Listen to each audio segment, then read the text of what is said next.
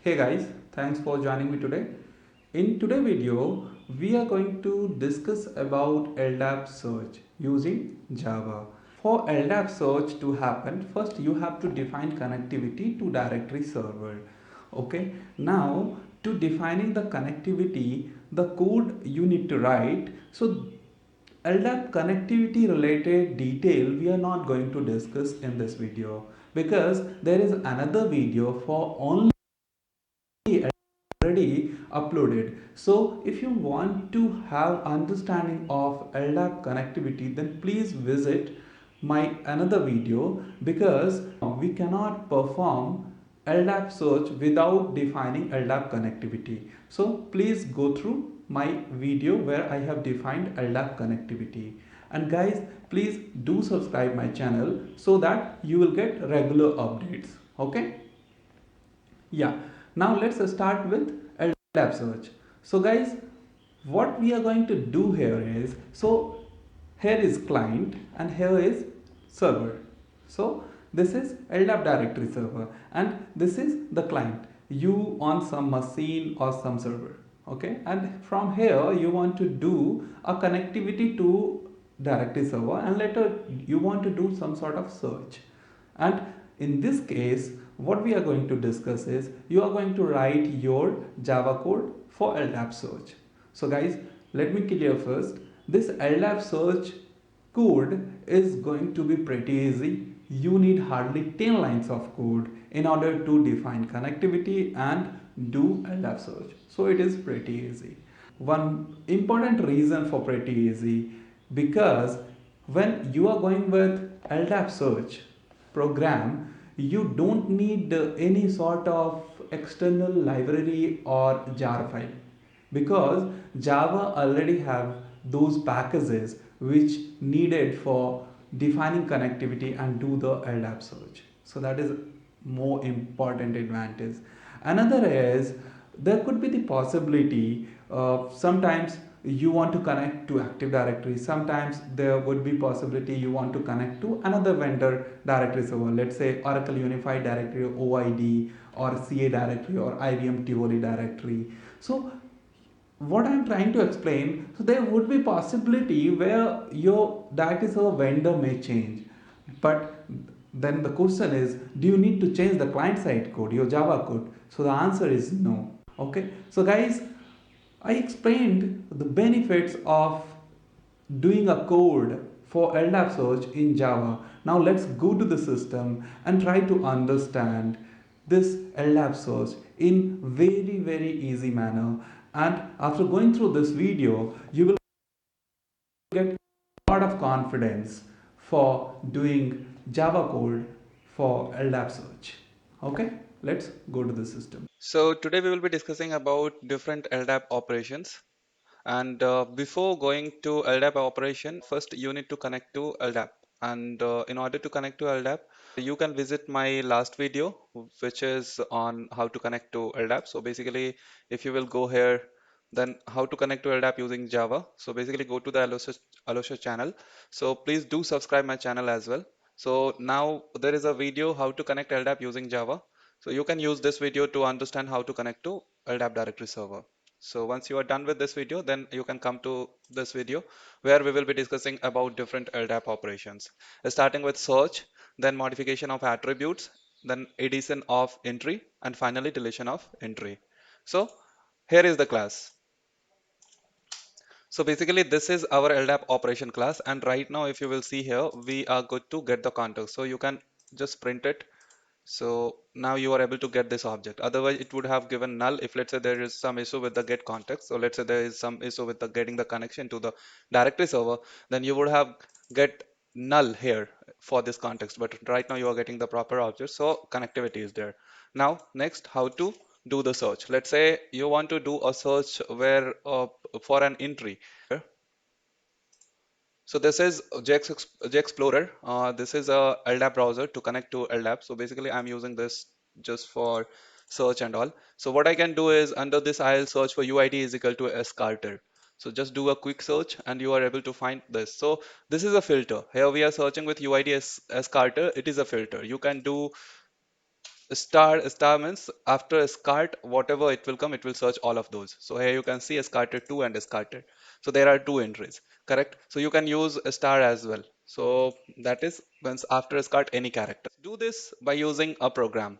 So now what we have to do is when you are creating, when you are searching, then first thing is you have to define how you want to search. So there are level of search. So you have to define level of search, like whether you want to do base level search or one level search or subtree level search. So there are three level of search.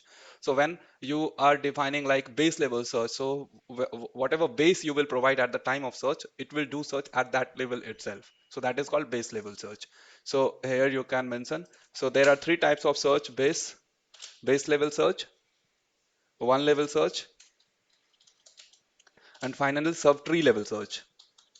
Subtree level search. So mostly we'll go with the subtree level search. So basically what it will do, if let's say you have given a base from where the search will start, then it will go till the end to find your filter entry. So basically here what we can do is, now let's do create a search control. So basically you have to create search control. Basically search control is used to define the level of search.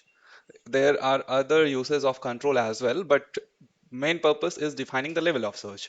So let's go with this. So new search control. So we have defined control object. Now define level control dot set. Here you can see set search scope is there. Okay, so we have to use this option where it is asking for a scope. So what you can do is go for search control. There is constant defined in this. So you have different options like object scope, which is the base level, one level scope, and subtree. So we will go with subtree scope. Done. So we have defined this control, means how the search level will be. First thing is done. Now define the filter. String filter is equal to, so basically you have to give your filter in this. So this is uid is equal to is Carter. In parenthesis you have to include the search. Okay, done. Now we are done with the level, we are done with the filter. Now you have to define a base as well, means from where the search will start. So just give a string base is equal to dc example, that is my base, that is the base from where I will start my search. Now what you can do is context dot search. So here you have different option, but in my program I will be using this option, the string name, string filter, search control. Okay, this is the most commonly used option for search. So I will also recommend you to use the same option. So basically when it is saying name, so give the base, a filter you already know, controls, we have created controls. Okay, and what is the return type of this? So and right now if you will see, it is asking for throws declaration or try catch. So basically we will be using try catch. So just use try catch,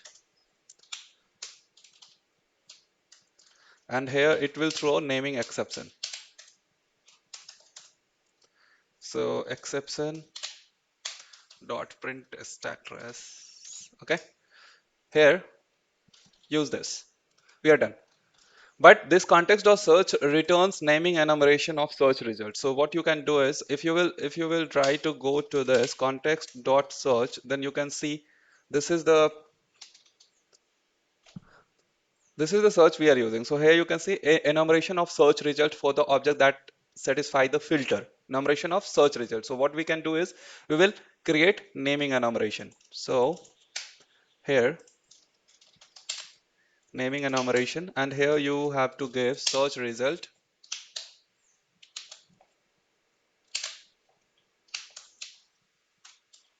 Okay, so now you have naming enumeration. Okay, done. So what next? Next is, this is a enumeration. So it is a type of iterator. You can iterate it. So we, what we can do, we will do the iteration. So while naming enumeration dot has more elements, and here we can do, so get the search result object. So search result is equal to naming enumeration dot next element. Okay, so I'm using has more elements and next element. Please try to use that only. Okay, So now we have result. From result object, you can get all the set of attributes. So result dot get attributes. So basically it will return all the attribute. So it is the object. So attribute is an object from where you can get all the attributes altogether. So done. Here what you can do is attributes.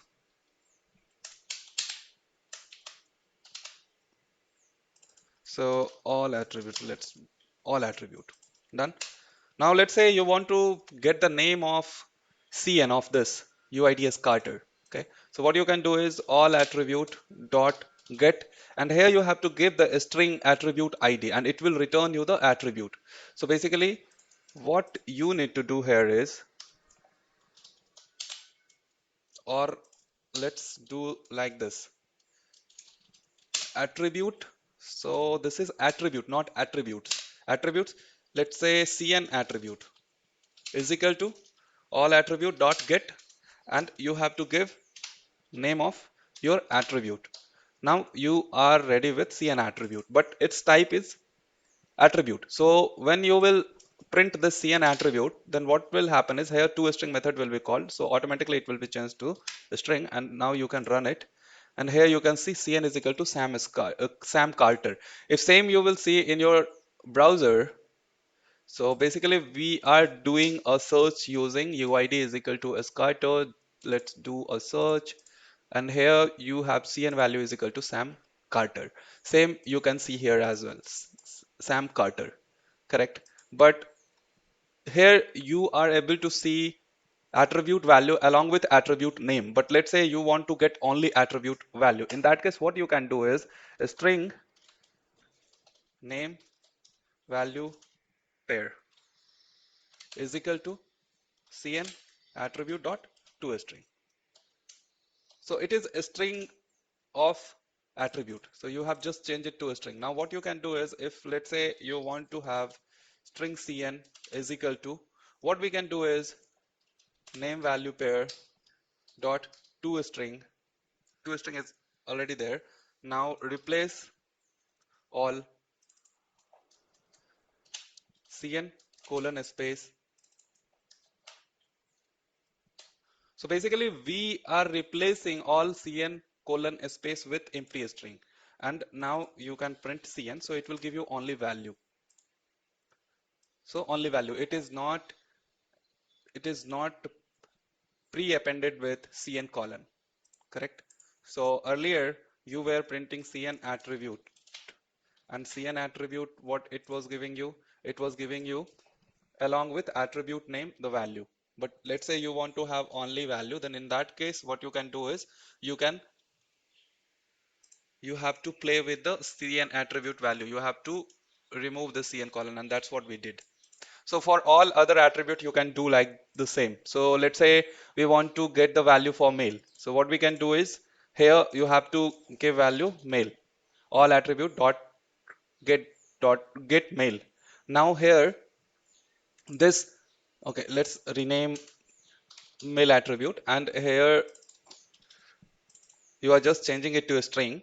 Now what you have to do here is you have to replace male with empty string. And now here, if you will go with male attribute, then again you will have both the thing, correct? You will have attribute name and value.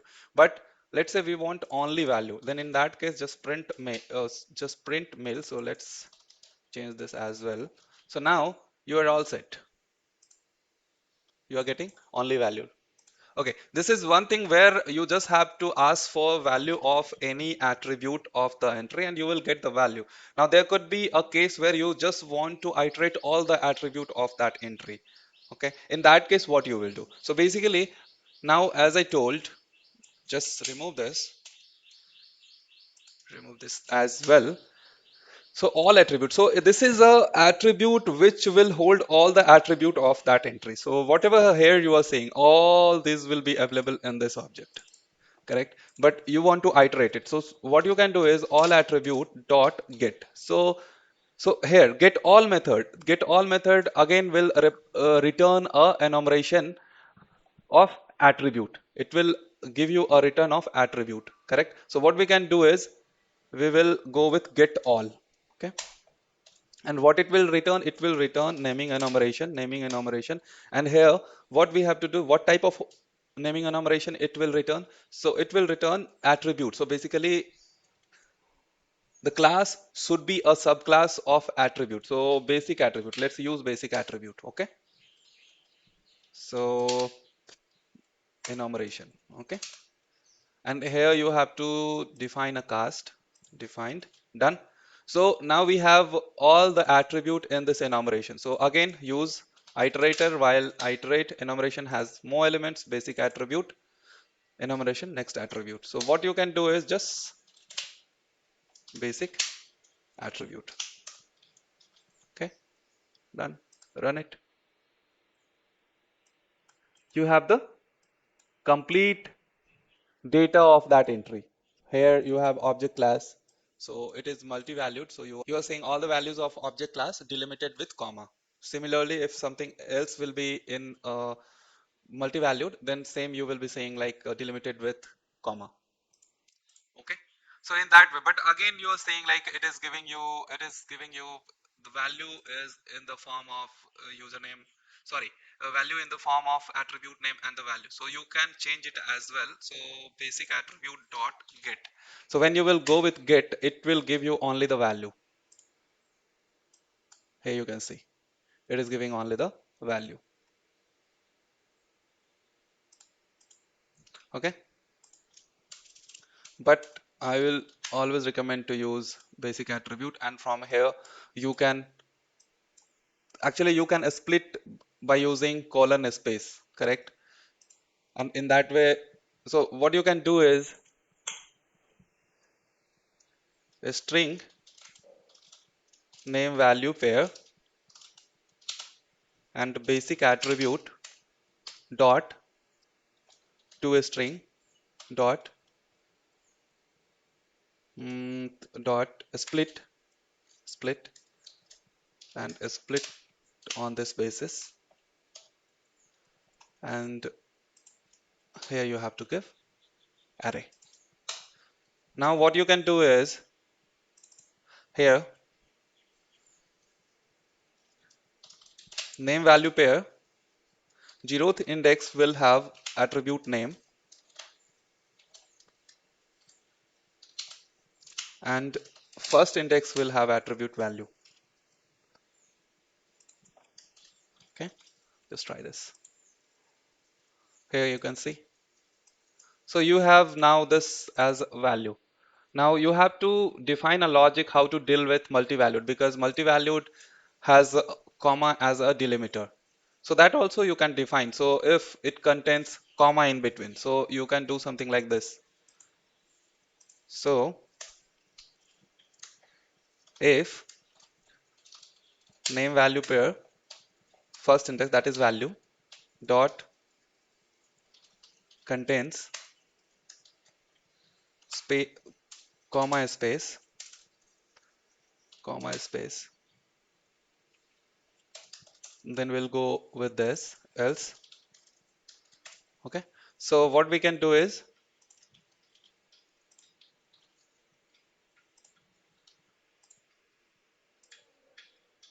correct, but now you want to represent all this in a new line, correct? So what you can do is you can again split it. So string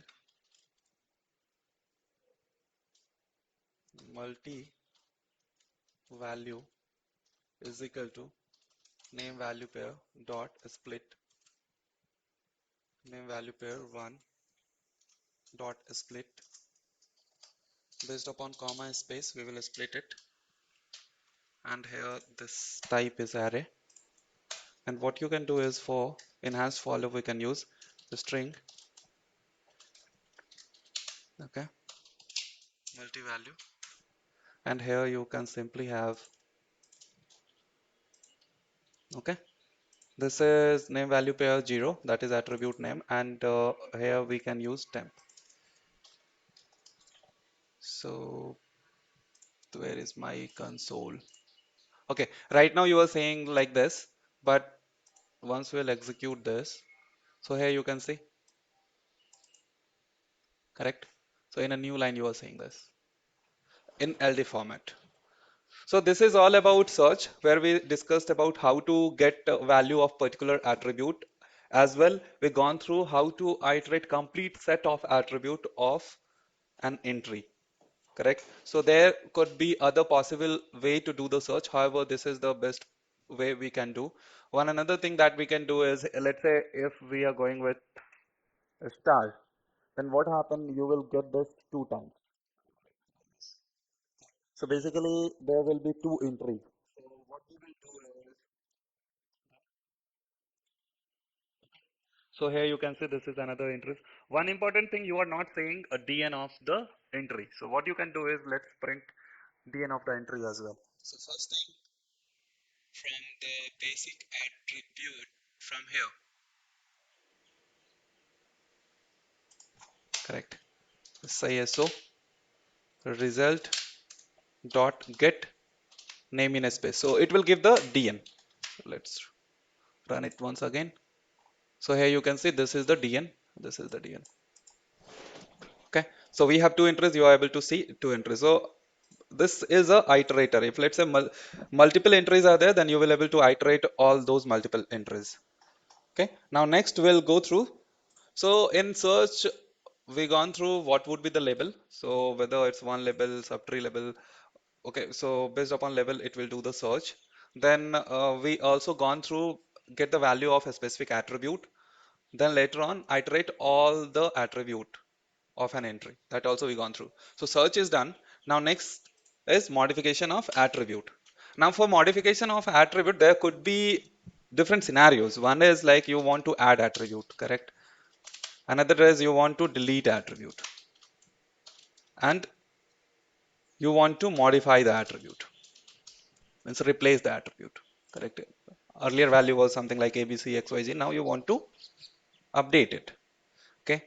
And another important scenario is you have to take care of multi-valued attribute as well.